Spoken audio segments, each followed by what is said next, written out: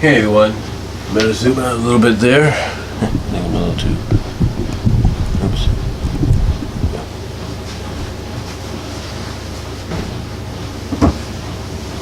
Hey everyone.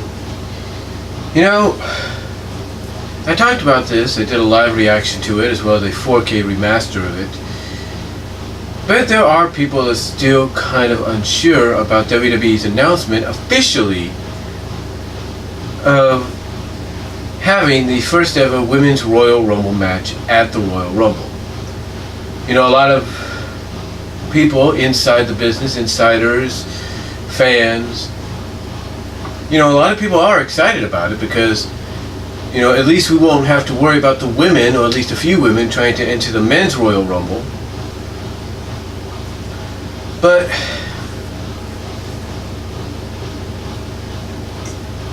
here's the thing. As great as an idea as this is, and with the peripheral of talent that they have across the board, and even those alumni Hall of Famers they could possibly call upon if they can,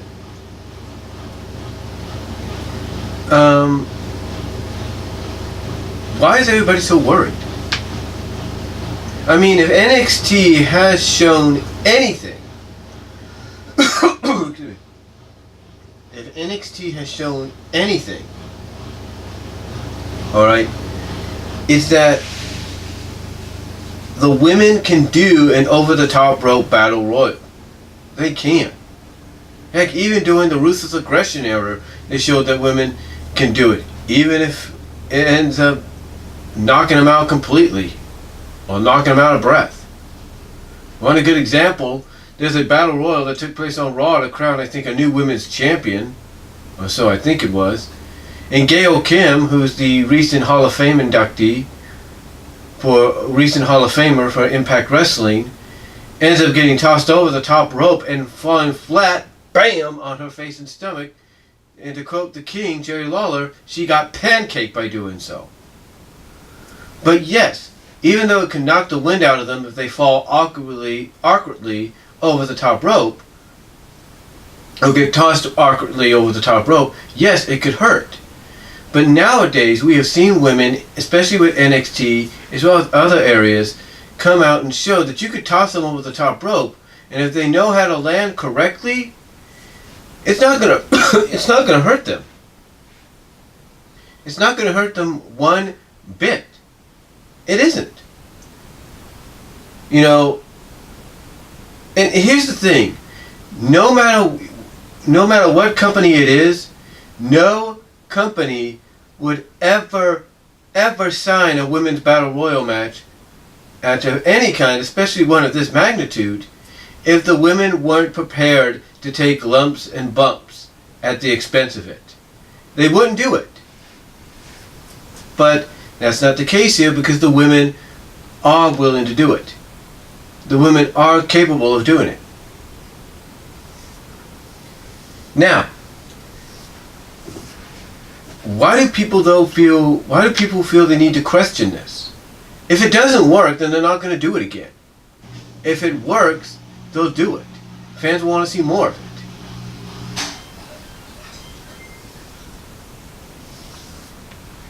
You know, fans will want to see more. Fans will,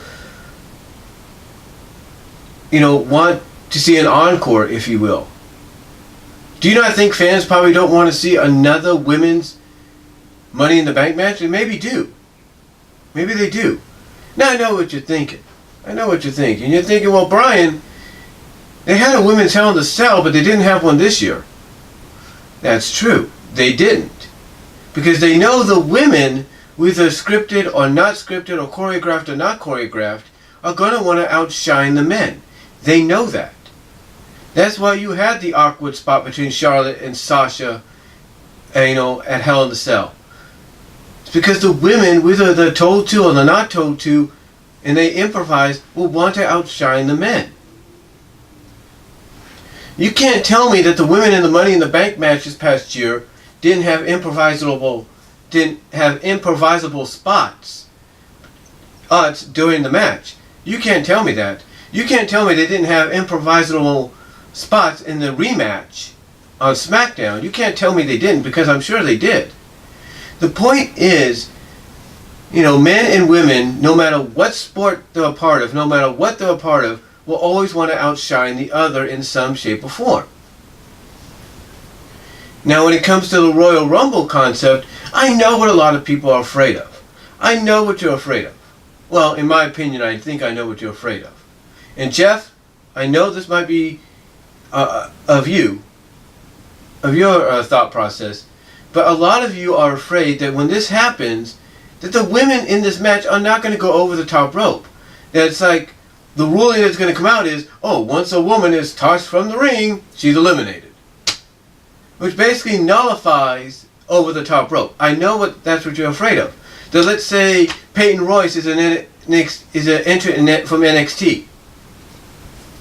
Let's say Peyton Royce gets eliminated by getting kicked by Mickie James through the middle rope.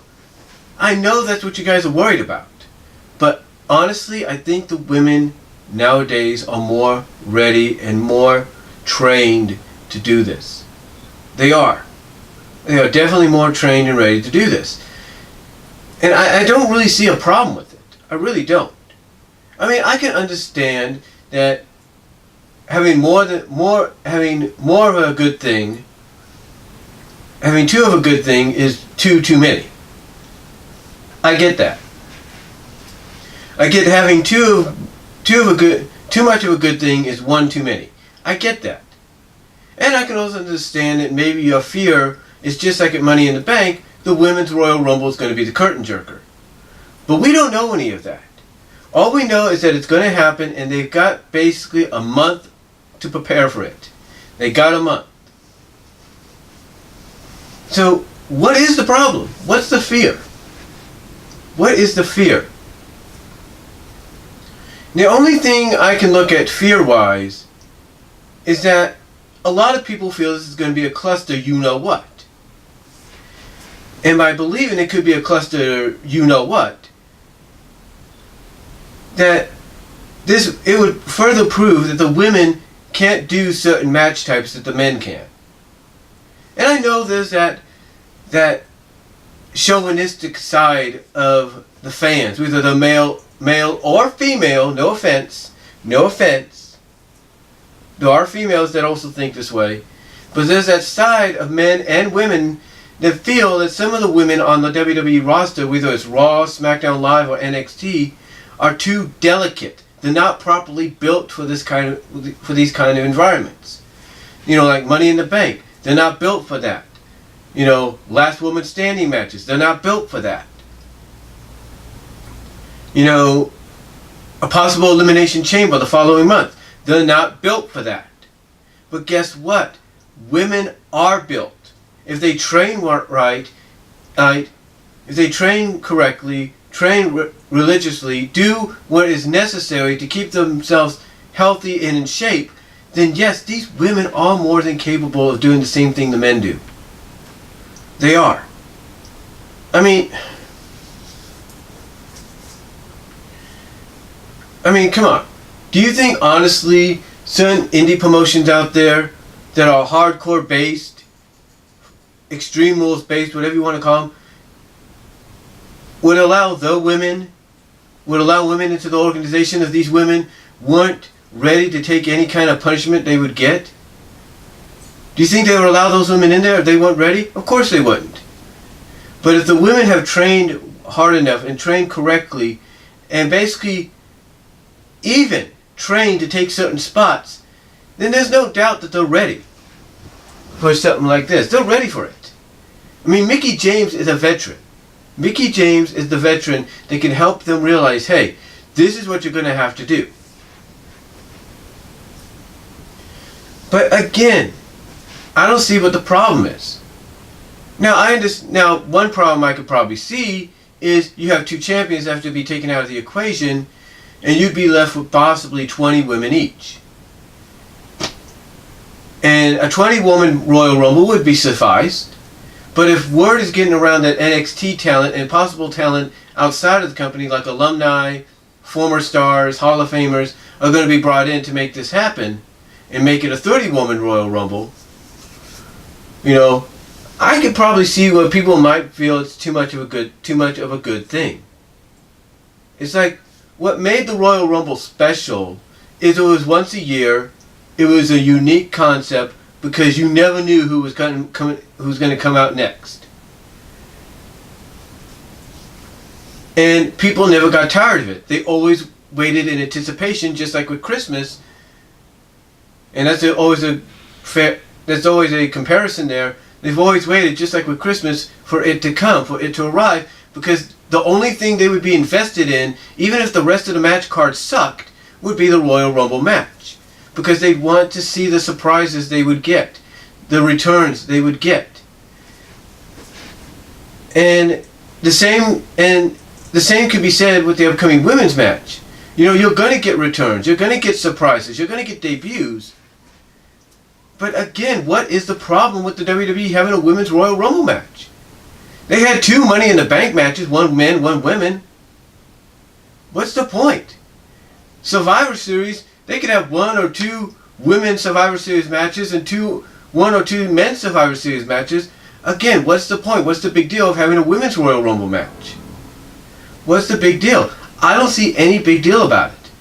The only thing that a lot of people are concerned about when it comes to a women's Royal Rumble match is the fact that it could be a cluster you-know-what, and that it could be perfect, and it could be perfect archival footage for Botchamania.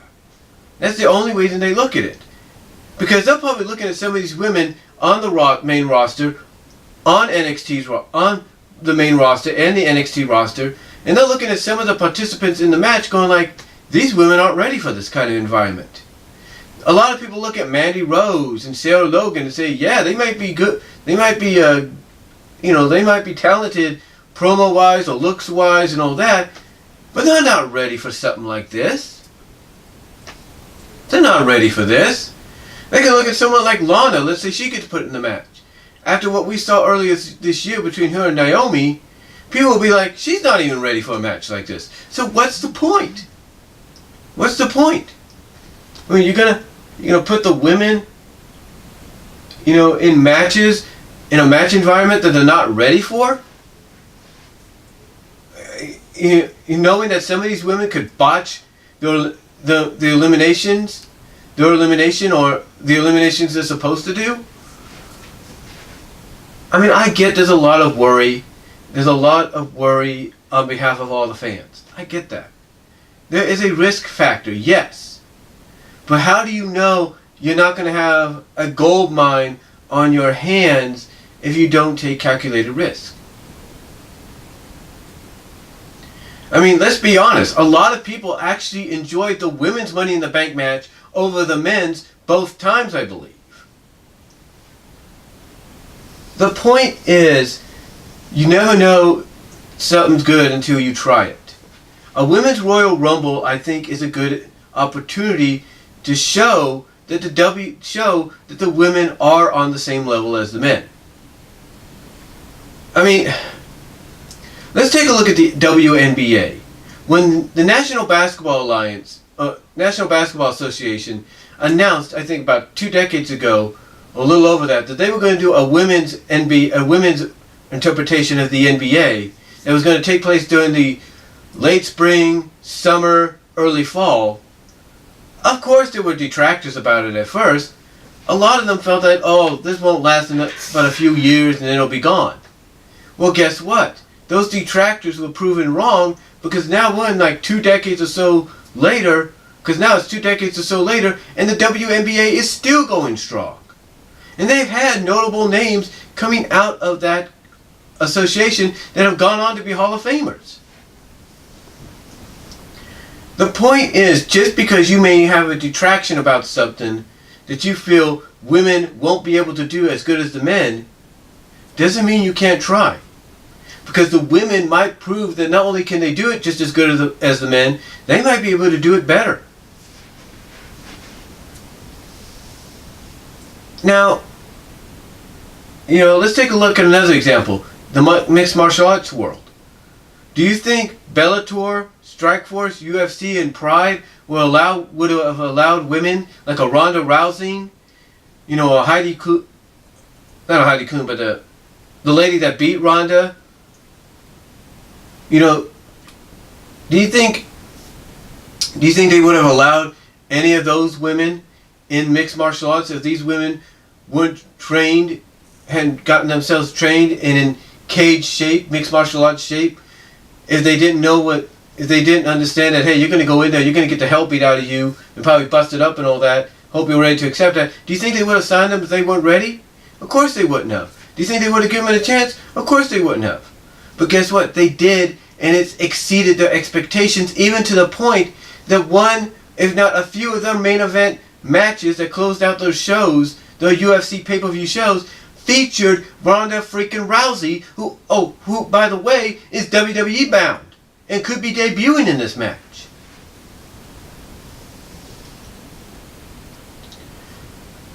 The point is, I don't see a problem with this. I think this is a unique experiment.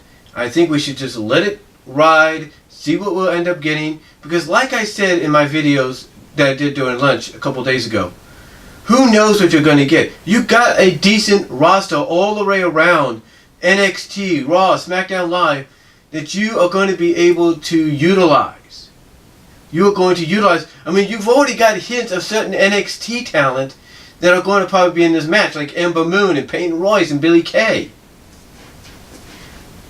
You know, women that the fans have been waiting to see on the main roster. Kairi Sane. I mean, imagine, I even mentioned this in my live video that I did. Imagine the reaction if Kairi Sane is in the ring at the same time as Asuka. And Asuka's the only one there as soon as Kairi Sane comes out. Imagine the reaction the moment the fans will remember from this historic Royal Rumble just because of those two getting it on. Imagine the reaction Lita comes out, Asuka's in there, or Kairi Sane's in there, or Trish. The possibilities are endless. The dream scenarios, if temporarily during that match, dream matchup scenarios, temporarily that match or not, are endless. And the point is, you never will get something like this again if you don't try. But you know what? If this is going to be the first, it won't be the last. Now I know you're thinking, well, we heard of the first ever Women's Hell in a Cell. We haven't seen one since. That's because of the fact that Hell in a Cell this year was a SmackDown event, and the storyline focus there for it was Shane and Kevin. Next year might be different. Okay? Next year might be different. The point is, when you think about it, you compare it to two matches that the women have already made history in. And the Royal Rumble match concept, I think, is a little bit more safer for the women to be in, if you think about it, if you're worried about them being hurt. Because if you know WWE, you think WWE is just going to put one mat down there, you know, like they normally do? No, they're going to, I've got a feeling WWE is going to come out and they're going to have a mat, a ringside mat all the way around that's probably twice as soft, twice as thick, that's going to cushion the women when they get eliminated during this match. That's what's going to happen. So, I'm all for a Women's Royal Rumble. I really am. Because, yeah, you might say it's too much of a good thing, but you know what? Who's to say they're not trying to make the Royal Rumble into a Royal Rumble match exclusive event? I'm just saying, folks. I'm just saying. But my take from this is I'm looking forward to the Women's Royal Rumble match. I don't see a problem with it. I know some of you might see a problem with it, but honestly, I don't. So, let me know what you guys think down below. Comment if you like. But again, I have no problem with the Women's Royal Rumble match concept. And I'll talk to y'all later.